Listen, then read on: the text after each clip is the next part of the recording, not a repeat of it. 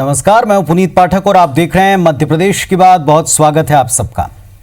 पिछले 5 महीने में मध्य प्रदेश की सियासत में जितनी उठापटक हुई उतनी किसी और राज्य में अब तक नहीं हुई। राजनीति का हर रंग यहां पर तेजी से बदला है। अब एक ऐसा मौका है कि 26 सीटों पर उपचुनाव होने वाले हैं। तकरीबन 50 दिन के अंदर इन सीटों पर विधायक चुने जाने, और इस बार चुनाव सिर्फ सरकार बनाने का नहीं होगा, बल्कि दोनों दलों के कुछ नेताओं के लिए यह अस्तित्व का संकट भी है, उसकी लड़ाई भी है। और ऐसे में जब साफ है कि उपचुनाव तय समय में होने वाले हैं, तो सवाल यह कि जिन सीटों पर उपचुनाव की जंग लड़ी जानी है, वहां मौजूदा समीकरण में किसकी तैयारी ज्यादा बेहतर है। चर्चा होगी इस पर। पहले एक रिपोर्ट देखें।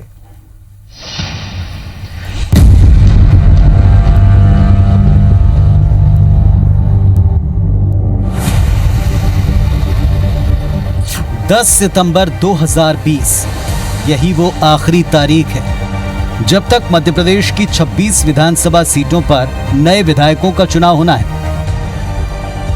कोरोना संक्रमण को लेकर उपचुनाव आगे बढ़ने की संभावनाओं पर उस वक्त ब्रेक लग गया जब एक अखबार के कार्यक्रम में मुख्य चुनाव आयुक्त सुनील अरोड़ा ने यह साफ कर दिया कि आयोग तय समय सीमा में ही चुनाव करवाना चाहता है।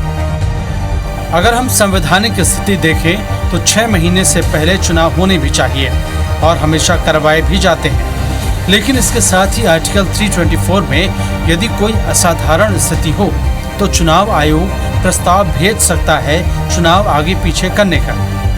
लेकिन हमारा इरादा इन 45 उपचुनाव को सितंबर के अंत तक करने का है, ताकि पूरा ध्यान बिहार चुनाव पर लगा सकें। मुख्य चुनाव आयुक्त के इस बयान के बाद अब सिर्फ 50 दिन बचे हैं, जिसके बाद ये तय हो जाएगा कि प्रदेश में किसकी सरकार रहेगी। और इसी सिलसिले में अपने कार्यकर्ताओं में जोश भरने के लिए पूर्व मुख्यमंत्री कमलनाथ ने कांग्रेस विधायकों से कहा कि अगली बैठक शपथ के बाद होगी, जिसका जवाब मुख्यमंत्री शिवराज सिंह चौहान ने अपने ही अंदाज में दिया। कमलनाथ जी ने कहा अगली मीटिंग जो होगी 24 चुनाव के बाद, 26 चुनाव के बाद, अब राजभवन की शपथ के साथ होगी। चिंता मत करो, सब भिड़ो, एकजुट, टीम वर्क लगो। ये सरकार जाने वाली है, शिवराज सिंह जाने वाले और कमलनाथ फिर से आने वाले। जो बैठक होगी वो राजभवन में होगी, वो सीएम पद की शपथ लेंगे। वो विनोद सर नीचे करो यार, आईडी दिल के बहलाने को गालिब ख्याल अच्छा है। 26 विधानसभा सीटों पर होने वाला ये उपचुनाव किसी भी सूरत में मुख्य विधानसभा चुनाव से कम नहीं है। दोनों पार्टियां जानती हैं कि सिर्फ 26 सीटों का परिणाम ये तय करेगा कि अगले 3.5 साल प्रदेश पर कौन राज करेगा।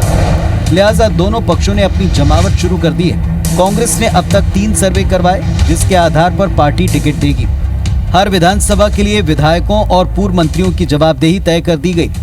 सोशल मीडिया पर सरकार की हर गलती को जोर शोर से उठाया जा रहा है। हर विधानसभा क्षेत्र के लिए किसान सैनिकों की नियुक्ति कर दी गई। बीजेपी और बीएसपी के ताकतवर असंतुष्ट नेताओं को पार्टी में शामिल किया जा रहा है।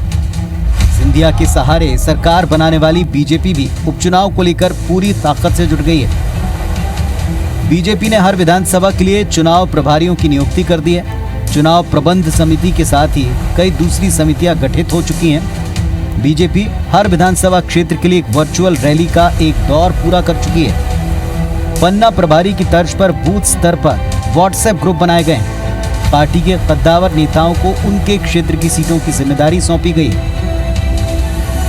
सियासी मैदान में पार्टियां सक्रिय हैं। अब इंतजार है तो बस चुनाव की तारीखों का।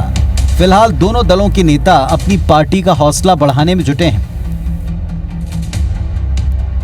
और एसपी, कलेक्टर सारे के सारे बदलते हैं।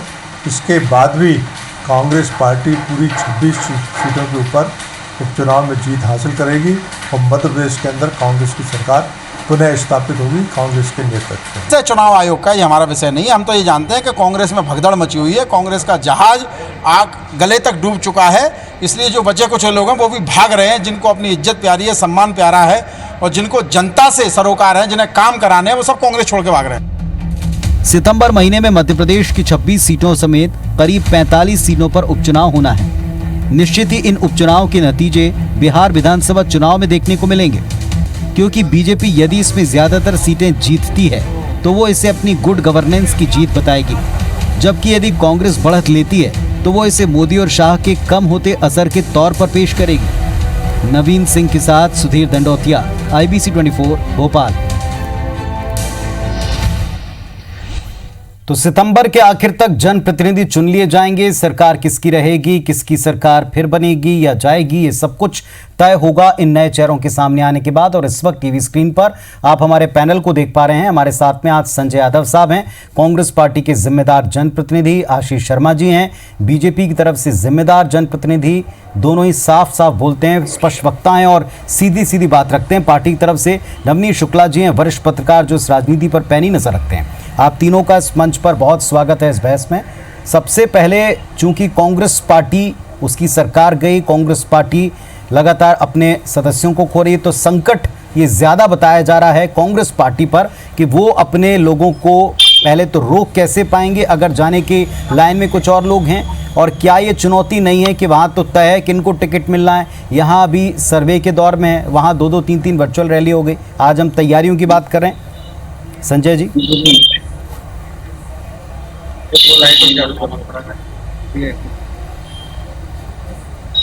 जी देखिए, कांग्रेस की चुनाव जनता लड़ने जा रही है। हम लोग विगत 2 महीने से 4-4 राउंड जिस विधानसभा का मैं प्रभारी हूं, हम लोग होके आ गए और 2-3 दिन बाद फिर जा रहे हैं। ये मीटिंग इसलिए बुलाई गई थी क्योंकि विधायक दल की विधानसभा सत्र लगना था और विधायक दल की बैठक विधानसभा सत्र के पहले होती है। चूंकि विधानसभा सत्र स्थगित हो गया, इसलिए इस बैठक को विधायकगण वहीं थे, जो भी वहीं था, वो पहले सूचना दे दी रही कि यहाँ कोई जरूरी नहीं कि बैठक में आप आए, जो है वो आ सकते हैं। तो निश्चित रूप से पूरा हम लोग जो है विधायकों का, उनका मनोबल इसलिए बढ़ा हुआ है कि जब हम लोग क्षेत्र में जानते हैं तो सब ये कह रहे हैं कि हमने कांग्रेस की सरकार बनाई थी और भारतीय जनता पार्टी के 15 साल के कुशासन पर अविश्वास किया था, इसलिए हमने कांग्रेस की सरकार बनाई थी। और जो लोग बिक गए, इन्होंने हमारी वोटों की कीमत, एक वोट की कीमत, मान लीजिए किसी प्रत्याशी को जो कांग्रेस का विधायक रहा हो उसको 50,000 वोट मिले हैं, तो वहां की जनता आंकती है कि हमारा एक घर में अगर 4 वोट है तो हमारी कीमत 30,000 में इन्होंने बेच दिया भारतीय जनता पार्टी के हाथों में। तो वहां के लोगों को लग रहा है कि कोरोना संकट काल है और उस काल में इनको चुनाव कराना पड़ रहा है। इसके पीछे दोषी कौन है, गलती किसकी है?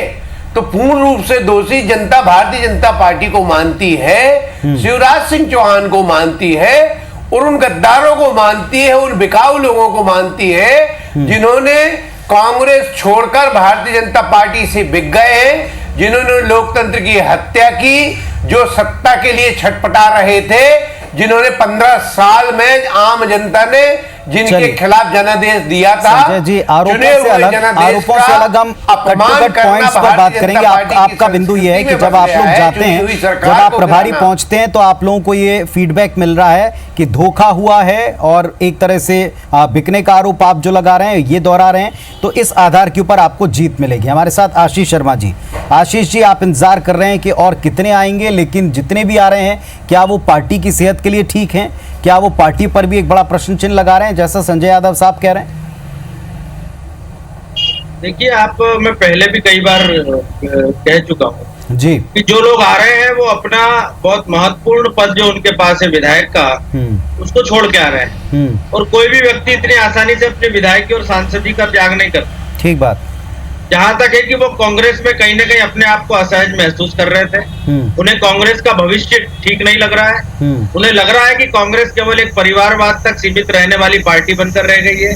उन्हें पता है कि मध्य प्रदेश में कांग्रेस की लड़ाई लड़ने वाला कोई अच्छा चेहरा नहीं है, कोई जिम्मेदार आदमी नहीं है, और इसलिए अब उन्हें अपना राजनीतिक भविष्य भारतीय जनता पार्टी में सुरक्षित लगता है। और यह भी लगता है कि मध्य प्रदेश में तो शिवराज जी की और भारतीय जनता पार्टी की सरकार काम कर रही है, जिसने मध्य प्रदेश को एक बीमारू राज्य से एक अच्छा राज्य बनाने के लिए, उन्नत राज्य बनाने के लिए अपना पूरा परिश्रम लगाया, और जिसका परिणाम है कि मध्य प्रदेश में हम बिजली के मामले में, सड़कों के मामले में, सिंचाई के मामले में अव्वल नंबर पर पहुंचे। तो लग रहा है कि आज पुनः अगर भाजपा की सरकार मध्य प्रदेश में आई है, तो इस सरकार से जुड़ के, इस सरकार में शामिल होके, इस पार्टी के साथ जुड़ के हम आने वाले समय में अपने क्षेत्र का विकास भी बहुत अच्छे से कर पाएंगे। और जिन राजनीतिक जिसे मैं कहूंगा कि जिन राजनीतिक उद्देश्यों के लिए वो लोग राजनीतिक क्षेत्र में काम कर रहे हैं, उन उद्देश्यों की पूर्ति भी भारतीय जनता पार्टी के माध्यम से हो सकेगी। जो विधायक हैं वो पूरी तरह से मैच्योर होते हैं, अपने अपने आप में राजनीतिक क्षेत्र में जब कोई व्यक्ति विधायक बनता है। आशीष जी, मेरा सवाल ये था, आज हम तैयारियों पर बात कर रहे हैं और तैयारियों पर वाकई आप कई बार डिबेट में इस बात का उत्तर दे चुके हैं जो आरोप कांग्रेस पार्टी लगाती है, लेकिन जितने ज्यादा लोग आ रहे हैं और जिस तरीके से आ रहे हैं और पद पा रहे हैं, इस पर एक तो पार्टी को जवाब देना है जनता के बीच जाकर, लोगों के बीच जाकर। नंबर दूसरी बात यह कि भले ही वर्चुअल रैलियां हो रही हैं, भले ही तमाम तैयारियों में बीजेपी थोड़ा सा एक कदम आगे इसमें दिखाई पड़ रही, लेकिन दावा आपने सुना होगा, कमलनाथ जी ने कहा है कि अगली बार हम मिलेंगे तो शपथ ग्रहण के बाद मिलेंगे, सरकार बनाने के बाद मिलेंगे। दूसरी तरफ जितने लोग जा रहे हैं उन सब पर एक धोखे का टैग है और उन सबको अगर टिकट मिलता है, जैसा प्रॉमिस अगर किया है और अगर पर्दे के पीछे की बातें उतनी सच हैं जितनी बताई जा रही, तो कैसे निपटेगी पार्टी, उसकी क्या प्लानिंग है? पार्टी के पास आप पिछले 3 महीने से लगातार देख रहे होंगे, जब इस तरह का परिवर्तन मध्य प्रदेश में हुआ था तब कई राजनीतिक विश्लेषकों ने इस परिवर्तन को गले नहीं उतार पाए कि ये क्या हो गया मध्य प्रदेश की राजनीति। लेकिन जब सरकार बनी, कुछ मंत्रियों ने शपथ ली, तब भी लोगों ने सवाल उठाया कि 5 मंत्रियों के साथ ये सरकार चल रही। लेकिन इंतजार करने के बाद एक अच्छी कैबिनेट और हमको देखने के लिए मिली। कुछ लोगों ने कहा कि इसमें भी असंतोष होगा, 1 हफ्ते भी नहीं चल पाएंगे, लेकिन आज सरकार चल रही है। मैं आपसे कहना चाहता हूं, भारतीय जनता पार्टी में आज के समय में प्रदेश का जो संगठन का नेतृत्व है वो भी बहुत परिपक्व है, बहुत मजबूत है। जो हमारे सरकार में जो लोग बैठे हैं वो भी बहुत उनकी दूरदृष्टि है और एक अच्छी सोच उनके अंदर है। और इसलिए परिस्थितियां जितनी बदली हैं, उन परिस्थितियों के हिसाब से किस तरह से संगठन चलाया जा सकता है, किस तरह सत्ता चलाई जा सकती है और किस तरह इन दूसरी पार्टी से आए हुए तो दावे को आप कैसे देखते हैं? कमलनाथ जी के दावे का आप किस तरह से परिवार में केवल मनोबल बढ़ाने का या इसमें आप कोई फैक्ट पाते हैं, तथ्य पाते हैं? देखिए, कमलनाथ जी खुद अपनी पार्टी को अंदर खाने समझ गए हैं। वो लोग जो उनके पास कभी उनके सरकार में साथी हुआ करते थे और जब वो उनका साथ छोड़कर गए तो कमलनाथ जी कई दिन तक उस सदमे से बाहर ही नहीं, कई दिन तक उस सदमे से बाहर नहीं आ पाए। और आज भी मैं कहना चाहता हूं कि अब कांग्रेस के लिए मध्य प्रदेश की सरकार बनाना, संजय जी कुछ उत्तर देना चाह रहे हैं? विधायक जी बहुत दूर की घोड़ी है। अगले कई वर्षों तक अब कांग्रेस की वापसी मध्य प्रदेश की राजनीति में नहीं होगी। पंडित जी, जी संजय भाई, विधायक जी, अरे मेरी बात तो सुन ले मेरे भाई। विधायक जी, हाँ, विधायक जी, विधायक जी, अरे मेरा आपसे एक निवेदन है कि ये जनता ने चुनी थी सरकार कि अभी सिंधिया ने चुनी। आप कह रहे हैं कि कमलनाथ जी के अलावा कोई नेता नहीं है, तो आप तो आज सिंधिया के बल पर है ना। शिवराज को लोगों ने नकारा था, तभी तो आपकी सरकार नहीं बन पाई थी। और आज आप जो कोई सत्ता में बैठे हैं वो सिंधिया के दम पर बैठे हैं। तो आज की डेट में आपकी जो नेता हुए वो सिंधिया जी हुए, ना आपका संगठन हुआ, ना आपके शिवराज हुए। आज की डेट में भारतीय जनता पार्टी सिंधिया को इसलिए पूछ रही कि उन्होंने सत्ता दिलवाई, तो सच स्वीकार करो ना, सिंधिया को नेता मानो आप। तो भारतीय जनता पार्टी महाराज शिवराज और नाराज, तो आप किसको मानते हो, महाराज को, शिवराज को? मैं संजय यादव जी की बात का उत्तर देना चाहता हूं कि कांग्रेस की इतनी सीटें आई थी तो कहीं ना कहीं सिंधिया जी का उसमें बहुत बड़ा योगदान था, लेकिन उनके योगदान को आपने स्वीकार नहीं किया। उनको जो परिश्रम का फल मिलना था वो फल आपने नहीं दिया, इसलिए उन्होंने आपकी पार्टी छोड़ दी। हम तो आज भी सिंधिया जी को मानते हैं कि बहुत बड़े नेता है, और जब वो इतना बड़ा निर्णय लेकर उनके विधायकों के साथ हमारी पार्टी में आए तो आज वो भारतीय जनता पार्टी के नेता है, उनके विधायक भी भारतीय जनता पार्टी के नेता है। तो मतलब शिवराज को जनता ने नहीं चुना था, तो शिवराज को क्यों पद दे दिया? शिवराज को जनता ने नहीं चुना था, शिवराज जी को जनता ने नहीं चुना था, फिर उनको आपने क्यों मुख्यमंत्री बना दिया? जब उनको आज तक उनको कहा चुना रहा विधायक जी, शिवराज जी को कहा चुना रहा, फिर कैसे नेता बना दिया आपने? आप खुद कह रहे हैं कि वो बड़े नेता थे। 8 साल के बच्चे से लेकर शिवराज जी को जनता ने कहा चुना था, आपकी सरकार बनी मध्य प्रदेश में सर्वमान्य नेता कौन है तो एक ही नाम आएगा। चलिए, अब कौन बना रहेगा और कौन नया आ सकता है, इस पर थोड़ी सी भी हम चर्चा करेंगे। और नवनीत शुक्ला साहब पास में जाऊंगा। तो उपचुनाव होंगे और वक्त पर होंगे। जब से ये घोषणा हुई है, जब से ये बात सामने आई, इसके बाद अब वक्त कम है। तैयारी किसकी बेहतर है, किसकी आगे, इस पर हम बातचीत कर रहे हैं आरोप प्रत्यारोप के बीच में। नवनीत शुक्ला जी, आपने प्रदेश की सियासत के कई चैप्टर देखे हैं। अब की बार जो कुछ हो रहा है इतिहास में शायद ही कभी हुआ हो, और इस संख्या में तो शायद ही कभी हुआ हो। लेकिन अब जो हालात बन रहे हैं, इसमें कौन आगे निकल सकता है वो तैयारी पर डिपेंड करेगा। दोनों की अपनी चुनौतियां हैं, किसकी चुनौती ज्यादा कठिन या बड़ी है?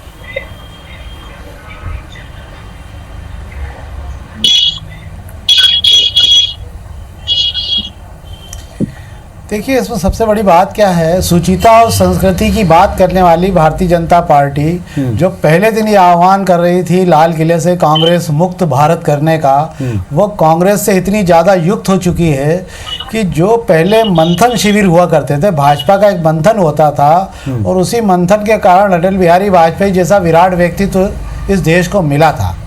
अब भाजपा की समझ में आ गया कि मंथन शिविर में मेहनत ज़्यादा लगती है, क्योंकि उसमें पढ़ना लिखना भी पड़ता है, ज्ञान की जरूरत पड़ती है। इसलिए उनको लगा कि दूसरी पार्टियों को मथना शुरू कर दो आप।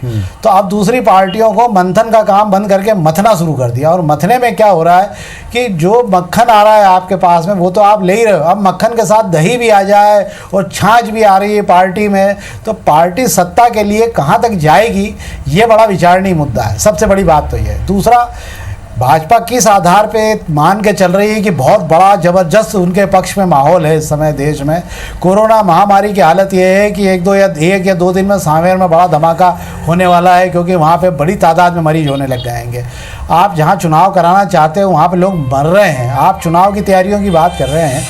और हालत ये है दूसरों की भी कि इसके अलावा कोरोना बेरोजगारी की स्थिति नहीं है, जो लोग लौट के आ गए उनके पास काम नहीं है। ऐसे में किसानों के कर्जे माफ़ के मुद्दे हैं, सरकार गिराने का मुद्दा है, फिर भी हम हमारी बात पड़े हुए कि नहीं हम तो सरकार बना ही लेंगे। जिस सिंधिया जी के लिए आप कह रहे हो कि पार्टी में आ गए और बहुत बड़े कद्दावर नेता हैं, मैं तो मेरे भाजपा के जो मित्र हैं उनसे एक बात पूछना चाहता हूं कि ये वही सिंधिया है जिनके बारे में प्रभात झा ने ये आरोप लगाया था 835 पन्नों की रिपोर्ट में कि 1000 करोड़ की ज़मीनें महल ने बेच खाई सरकारी। और क्या प्रभात झा बेईमान है या वो झूठ बोलने वाला नेता है कि उसने इतना बड़ा आरोप लगाया? उन्होंने ये भी कहा कि अगर ये गलत निकला तो मैं राजनीति से संन्यास ले लूँगा। मेरी एक बात समझ में नहीं आती है कि भाजपा में आ गए तो सब गंगा की तरह पवित्र हो गए, अब इन पे कोई आरोप प्रत्यारोप नहीं होगा। और अगर है तो मेरे भाजपा के साथी बताएं कि नहीं इसकी पूरी जांच कराई जाएगी, और अगर सिंधिया इसमें दोषी पाए जाएंगे तो जेल भेज दिया जाएगा उनको। आप सत्ता में उसके कारण आए हो, आप सत्ता में किसी भी हद तक जाने को तैयार है। भाजपा का आम कार्यकर्ता इस पूरी व्यवस्था से बेहद दुखी है। उसको लग रहा है कि अब पूरी जो सत्ता है उस पर सिंधिया जी का एक बड़ा कब्जा हो गया है। आपने 14 मंत्री दे दिए हैं, 10 निगम मंडल दे रहे हो, भाजपा को कुछ नहीं मिलने वाला।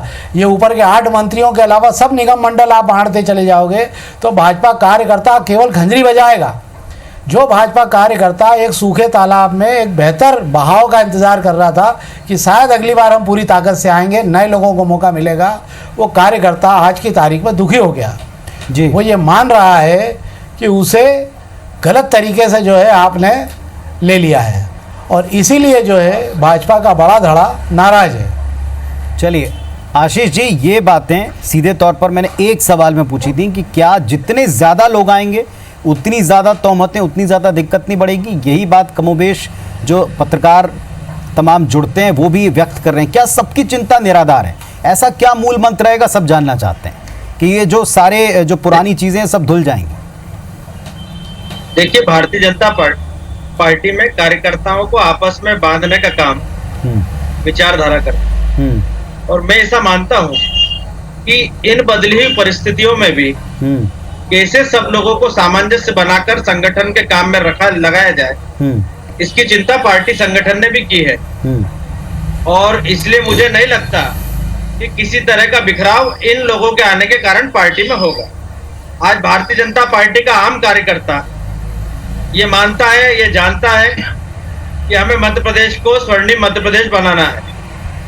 हमें तेरा वैभव अमर रहे मां हम दिन चार रहे न रहे, इस विचारधारा के लिए काम करना है। और इसके लिए चाहे दूसरी विचारधाराओं से, दूसरी पार्टियों से लोग हमारी पार्टी में आए, लेकिन आज अगर मध्य प्रदेश में सरकार भारतीय जनता पार्टी के पास है तो हम उन सब लोगों का कल्याण कर पाएंगे, उन सब गरीब लोगों के दरवाजे तक रोशनी पहुंचा पाएंगे जिसका सपना हमारे। देखिए नवनीत, मैं तो पूरी आम जनता की तरफ से, और जो सच बात है जो आप सबके जहन में हो रही, और आम लोगों के, भारतीय जनता पार्टी और आम जनों के जो राजनीति में रुचि रखता है उस व्यक्ति के मन में जो बात आ रही, वो नवनीत जी ने स्पष्ट रूप से साफ शब्दों में सीधी बात करके कर दी।